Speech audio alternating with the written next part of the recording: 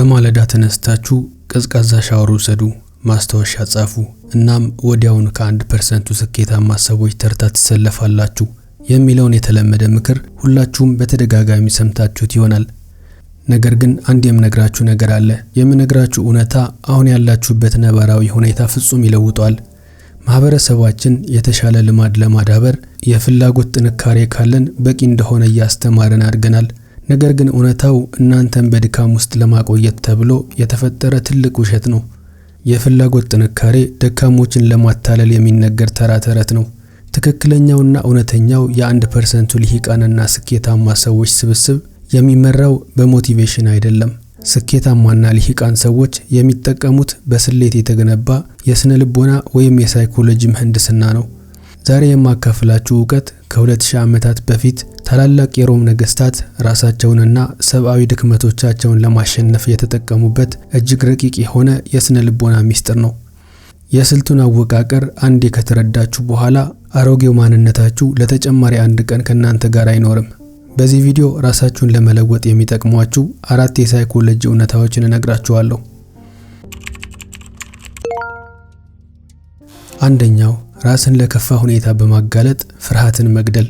ሁላችንም አምነን ለመቀበል የከበደን አንድ እውነት አለ። እጅግ ደካማና ተጋላጭ የሆናችሁት በምቾታችሁ ላይ ሙሉ በሙሉ ጥገኛ ስለሆናችሁ ነው። በየቀኑ የምትጠጡት በውድ ዋጋ የተገዛ ቡና፣ ሞቃትና ያማረ ክፍላችሁ እንዲሁም ለስላሳው አልጋችሁ የልፋታችሁ ሽልማት እንደሆነ ታስባላችሁ። ነገር ግን ተሳስታችኋል። እነዚህ ሽልማቶች አይደሉም። እነዚህ ዓላማችሁ ላይ እንዳትደርሱ ያገዷችሁ ጠላቶቻችሁ ናቸው። ዓለም በየቀኑ እነዚህን ምቾቶቻችሁ እንደ ሽጉጥ ግንባራችሁ ላይ ደቅና ታስፈራራችኋለች። እስኪ አንድ የውሳኔዎቻችሁን በሚገባ ወደ ኋላ ተመልሳችሁ ተመልከቱ። የባንክ አካውንታችሁ ሲቀንስ፣ ደንበኞቻችሁ ጥሏችሁ መሄድ ሲጀምሩ፣ ወይም ስራችሁ ሲቀዘቅዝ በልባችሁ ውስጥ የሚፈጠረውን ከባድ ጭንቀት አስተውሉ። ሁኔታዎች በከፍተኛ ፍርሃት ውስጥ ሆናችሁ ትደራደራላችሁ። የማትወዱትንና ያላመናችሁበትን ስምምነት ትቀበላላችሁ። ከአለቆቻችሁ የሚሰነዘርባችሁ ንቀት ችላችሁ የምታልፉት ይህንን መሰረታዊ የምቾት ህይወታችሁን የማጣት ፍርሃት ስላለባችሁ ብቻ ነው። በሮም ግዛት ውስጥ እጅግ ሀብታም ከነበሩ ሰዎች አንዱ የነበረው ፈላስፋው ሲኒካ የምቾትን ስነ ልቦናዊ ወጥመድ በሚገባ ተረድቶት ነበር። ሲኒካ ንብረቱን ለማጣት የሚፈራ ሰው አስቀድሞ የንብረቱ ባሪያ እንደሆነ ያውቅ ነበር። ስለዚህ ራሱን ሆነ ብሎ ለከፋ ችግር የሚያጋለጥበትን የስነ ልቦና መሳሪያ ፈጠረ። በወር አንዴ በውድ ዋጋ የገዛቸውን ልብሶችን በማውለቅ ሻካራና የጎዳና ተዳዳሪዎችን ልብስ በመልበስ የድሃዎችን መንደር ጋር ይሄዳል። በባዶ መሬት ላይ እየተኛ የደረቀ ዳቦ ብቻ ይመገባል። ይህን ሲያደርግ የነበረው ለትህትና አልነበረም። የሚያደርገው በውስጡ ያለውን ፍርሃት ለመግደል ነበር። ያንን የደረቀ ዳቦ እየበላ እንዳያጣው ስለሚፈራው ህይወት ራሱን ይጠይቅ ነበር። እናንተም ሆነ ብላችሁ ራሳችሁን ለምትፈሩት አስከፊ ሁኔታ አጋለጡት። ለተወሰኑ ቀናት ወጪያችሁን አቁሙ፣ መሬት ላይ ተኙ፣ በቀዝቃዛ ውሃ ታጠቡ። ትልቁን ፍርሃታችሁን ፊት ለፊት ስትጋፈጡት፣ ስትተነፍሱ፣ ልባችሁ ሲመታና እንዳልሞታችሁ ስትረዱ፣ ዓለም እናንተን የምታስፈራራበት ኃይል እንደማይኖራት ትረዳላችሁ። ምክንያቱም በምቾቱ የማይደለል ሰው ማንም ሊቆጣጠረው አይችልምና። ሁለተኛው፣ ከውጤት ጋር ያላችሁን ስሜታዊ ትስስር ማቋረጥ አለባችሁ። ይህ ማለት የሞተ ሰው ሳይኮሎጂን መላበስ አለባችሁ እንደማለት ነው።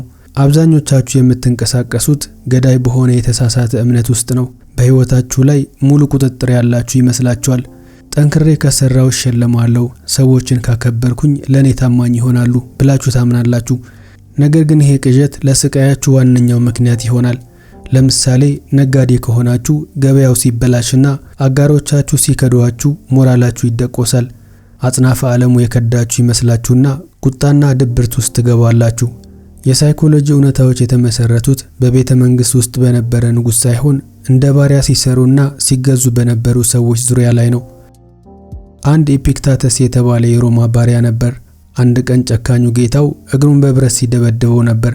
እሱ ግን ምንም አይነት የማልቀስ አሊያም የመጮህ ምልክት አላሳየም። በተቃራኒው በተረጋጋ መንፈስ ሆኖ ከዚህ በላይ ከመታው እግሩ እንደሚሰበር ነገረው። ጌታው ግን እሱን ማዳመጥ አልፈለገም። አሁንም መምታቱን ቀጠለ። በመጨረሻም አጥንቱ ሲሰበር እንደሚሰበር ነግሮት እንደነበረ ከመግለጽ ውጪ ሌላ ምንም ነገር አልተናገረም። አሁን የነገርኳችሁ ታሪክ ህመምን ስለመቻል አይደለም። ይህ ታሪክ የሚያስተምረን ከቁጥጥራችሁ ውጪ ከሆነ ማንኛውንም ነገር ጋር ያላችሁን ስሜታዊ ትስስር በኃይል ስለማቋረጥ የሚያሳይ ትምህርት ነው። እናንተም ይህንን የሳይኮሎጂ እውነታ በዘመናዊ ህይወታችሁ ላይ መተግበር አለባችሁ። ያላችሁ ሀብትና ክብር በሌላ ሰዎች አስተያየትና የገበያ ሁኔታ የሚለካ ውጤት ነው። መቆጣጠር በምትችሏቸው ጥረቶቻችሁ፣ አስተሳሰባችሁና ምርጫዎቻችሁ ላይ ብቻ አተኩሩ። ለምሳሌ የንግድ ሥራ ከጀመራችሁ ስኬትን ተስፋ አታድርጉ። ተስፋ ማለት የልመና ስሜት ነው። ያቀዳችሁትን ስትራቴጂ ያለምንም እንከን ፈጽሙት። ነገር ግን ውጤቱን በአእምሮአችሁ መግደል ይኖርባችኋል። ከውጤቱ ጋር መቆራኘት ስታቆሙ ፍርሃታችሁ ይጠፋል። የማይበገርና የማይገመት ኃይል ትሆናላችሁ። ሶስተኛው፣ ትናንሽ ድርጊቶችን የምታስተናግዱበት መንገድ የስኬታችሁ አወቃቀርን ያመለክታል። ማህበረሰባችን ሞቲቬሽን በጣም ይወዳል። አነቃቂ ንግግሮችን ከተመለከታችሁ በኋላ ነገ ሁሉም ነገር እቀይራለሁ ብላችሁ ተወስናላችሁ። ከ3 ቀን በኋላ ግን ወደ ተለመደው ሁኔታችሁ ትመለሳላችሁ። ምክንያቱም ሞቲቬሽን የቅጽበት ስሜት እንጂ የረጅም ጊዜ ስልት አይደለም። የምድራችን 1% ልሂቃን ስለ ሞቲቬሽን ግድ የላቸውም። የሚያስቡትና የሚንቀሳቀሱት በፕሮግራምና በዲሲፕሊን ነው። የሮም ንጉስ የነበረው ማርከስ ኦሬሊየስ ጠዋት መነሳት እየጠላም ቢሆን ግዛቱን ለማስተዳደር ሲል በየቀኑ ከፀሐይ በፊት ይነሳ ነበር። መፍጠር የምትፈልጉት አዲስ ልማድ አስቀድሞ ካላችሁና በየቀኑ ከምታደርጉት ልማድ ጋር አቆራኙት። ለምሳሌ ቡና መጠጣት ወይም ጥርስ መቦረሽ ከመሳሰሉት ልምዶች ጋር አገናኙት። እናም እጅግ በጣም ትናንሽ በሆኑ ነገሮች ጀምሩ። ለምሳሌ ስፖርት መስራት ከፈለጋችሁ ለ2 ሰዓታት ለስራ ብላችሁ አእምሮአችሁን አታስጨንቁት። ጠዋት እንደተነሳችሁ የስፖርት ጫማችሁን በማድረግ ብቻ ጀምሩ።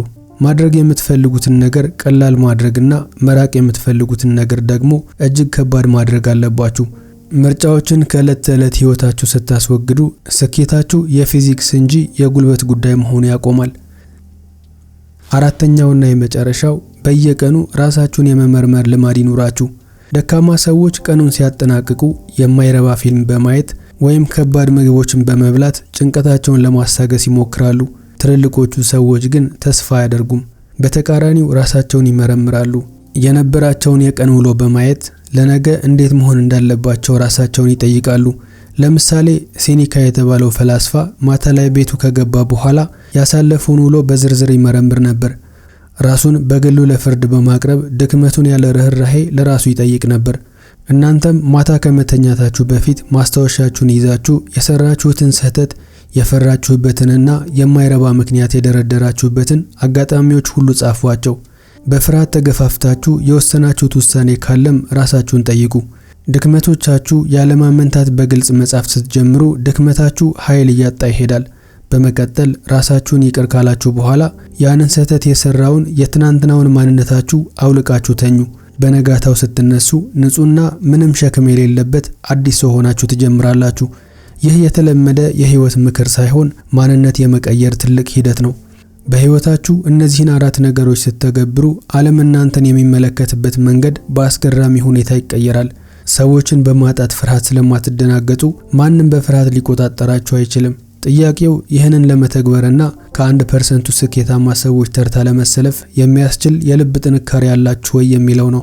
በዚህ ቪዲዮ የተመለከትነው የሳይኮሎጂ ትንታኔ የትኛውን አመለካከታችሁን እንደቀየረው በኮሜንት ላይ አሳውቁኝ። ራሳችሁን ለማጠንከር ተመሳሳይና አስገራሚ የሆኑ የሳይኮሎጂ የሀብት ሚስጥሮችንና የግል እድገታችሁን የሚጨምሩ ዕውቀቶችን ለመገብየት ከፈለጋችሁ ቪዲዮን ላይክ፣ ቻናሉን ሰብስክራይብ ማድረግ እንዳትረሱ። በቀጣይ ቪዲዮ እስክንገናኝ በያላችሁበት ሰላማችሁ ይብዛ። ባይ ባይ።